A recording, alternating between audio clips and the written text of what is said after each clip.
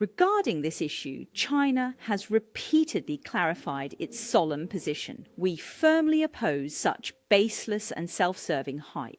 Judgments based on false information will only lead us astray. China never interferes in other countries' internal affairs and has no interest in collecting so-called intelligence on the UK Parliament. Japanese Prime Minister Sanai Takaichi's erroneous remarks on Taiwan have gravely undermined the political foundation of China-Japan relations, arousing the indignation and condemnation of the Chinese people. China solemnly urges Japan to retract its erroneous statements, cease creating provocations on China-related issues, and take concrete actions to acknowledge and correct its mistakes, thereby safeguarding the political foundation of bilateral ties.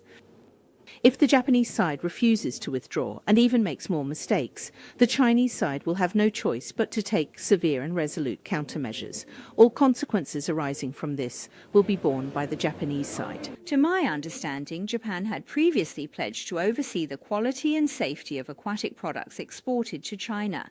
This was a prerequisite for their exports. However, Japan has currently failed to provide the promised technical materials. I also want to stress that recently, Japanese Prime Minister Sanai Takaichi's perverse actions and erroneous remarks on major issues like Taiwan have sparked strong public outrage in China. Under the current circumstances, even if Japanese seafood is exported to China, there will be no market for it. First of all, China did not invite or arrange for media to film the event you mentioned yesterday. I actually noticed that many of those filming on site were Japanese media. China highly values easing people-to-people travel with Russia.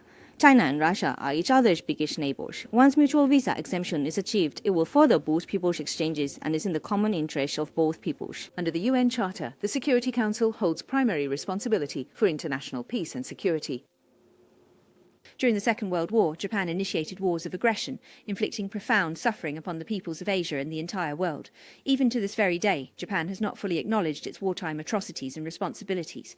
Furthermore, some individuals continue to promote a misguided historical perspective of World War II, visit the Yasukuni Shrine, and even distort, deny or glorify its history of aggression. Japan's Prime Minister Sanai Takaichi recently made blatant, erroneous statements on Taiwan, grossly interfering in China's internal affairs, trampling on international law and basic norms of international relations, and challenging the post-war international order.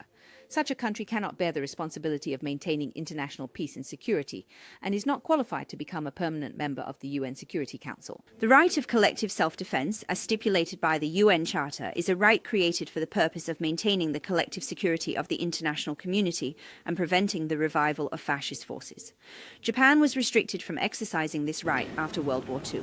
When we look back at history, it's not hard to discover that launching foreign aggression under the pretext of so-called existential crises and self-defense has always been a common tactic of Japanese militarism. The alarm bell has sounded. Tragedy must not repeat. On the 80th anniversary of the victory of China's war of resistance against Japanese aggression and the world anti-fascist war, the international community must be highly vigilant, resolutely thwart any attempts to revive militarism, jointly safeguard the post-war international order, and protect world peace. Regarding this issue, China has repeatedly clarified its solemn position. We firmly oppose such baseless and self-serving hype.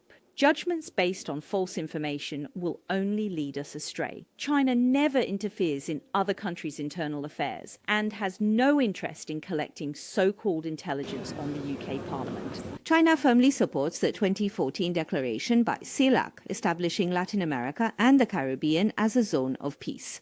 We oppose any acts that violate the purposes and principles of the UN Charter, infringe upon other countries' sovereignty and security, and oppose external forces interfering in Venezuela's internal affairs under any pretext.